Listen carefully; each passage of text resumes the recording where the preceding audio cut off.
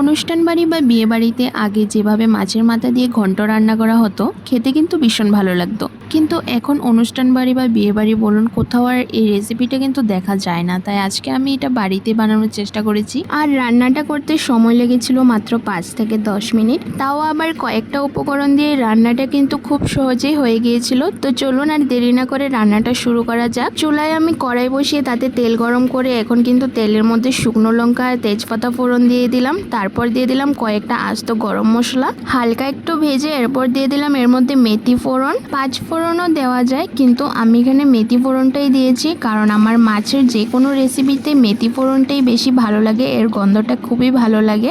এখন আমি তেলে দিয়ে দিচ্ছি বাটা মশলা। বাটা মশলা এখানে আমি নিয়েছি পেঁয়াজ, আদা, রসুন ভালো করে বেটে নিয়েছি। তারপর তেলে দিয়ে কিছুক্ষণ ভালো করে ভেজে নিচ্ছি আদা রসুনটাকে। এখন দিয়ে দিচ্ছি কাঁচা লঙ্কা বাটা। কাঁচা লঙ্কা বাটাটা দিয়ে আবার কিছুক্ষণ কষিয়ে নেব। কিছুক্ষণ কষানোর পর একে একে আমি গুঁড়ো মশলাগুলো অ্যাড করে দেব।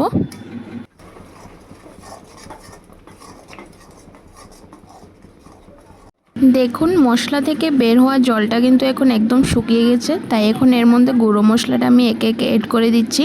প্রথমেই দিয়ে দিলাম পরিমাণ মতো হলুদ, তারপর দিয়ে দিলাম হালকা একটু লঙ্কার গুঁড়ো, তারপরে দিয়ে দিচ্ছি এখানে জিরের গুঁড়ো, বেশি দেব না অল্পই দেব। তারপর এখানে দিয়ে দিচ্ছি একই পরিমাণে ধনের গুঁড়ো। তারপর দেখো ভালো করে কিন্তু মিশিয়ে নিতে হবে। তার আগে আমি এখানে স্বাদ মতো লবণটাও অ্যাড করে দিচ্ছি। তো এখন সব কিছু ভালো করে মিশিয়ে নেব, মশলাটাকে কষিয়ে নেব ভালো করে।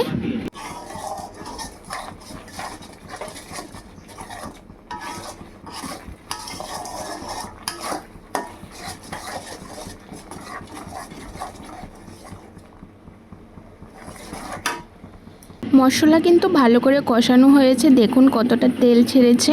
তো এখন এর মধ্যে আমি দিয়ে দেব আলু। আলুটা কিন্তু আমি আগেই ডুমো ডুমো করে কেটে ভেজে রেখেছিলাম নুন হলুদ দিয়ে, তো সেটাই এখন আমি কিন্তু এর মধ্যে দিয়ে দিয়েছি। তো এখন ভালো করে মিশিয়ে নেব মশলার সাথে। তার আগে আমি এর মধ্যে কেটে রাখা পেঁয়াজের টুকরোগুলো দিয়ে দিচ্ছি। পেঁয়াজগুলো ছোট ছোট বলে কিন্তু আমি 2 টুকরো করে কেটেছি, আর কিছু কিছু পেঁয়াজ কিন্তু এখানে আস্তই রেখে দিয়েছি। এখন পেঁয়াজ আর আলু মশলার সাথে ভালো করে মিশিয়ে নিচ্ছি।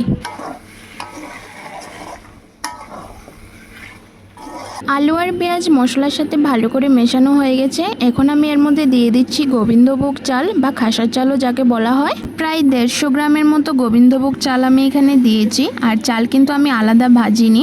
আলু পেঁয়াজের মতো চালটাকেও কিন্তু আমি মশলার সাথে ভালো করে কষিয়ে নেব। আজকের ঘন্টটা কিন্তু আমি রান্না করছি এই কাতলা মাছের মাথাটা দিয়ে, বা অন্যান্য মাছের মাথা দিয়েও কিন্তু রান্না করা যায়। এর আগে আমি সিলভার কাপ মাছের মাথা দিয়েও রান্না করেছিলাম, সেই ভিডিওটা কিন্তু আমি শেয়ার করে রেখেছি অলরেডি। এখানে কিন্তু একটাই মাছের মাথাটা অনেকটা বড় ছিল বলে কিন্তু আমি ভেজে নেওয়ার পর হালকা একটু থেতো করে নিয়েছি।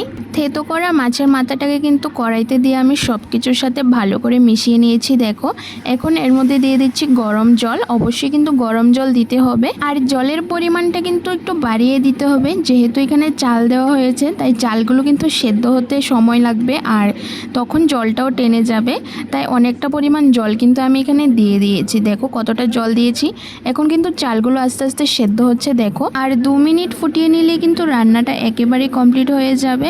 নামানোর সময় গরম মশলা গুঁড়ো দিয়ে দিলে কিন্তু রান্না একেবারে কমপ্লিট। তো দেখলেনই তো রান্নাটা কিন্তু আমার কমপ্লিট হয়ে গেছে মাত্র 5 থেকে 10 মিনিটের মধ্যে, তাও আবার এত সহজে, খুবই অল্প উপকরণ দিয়ে।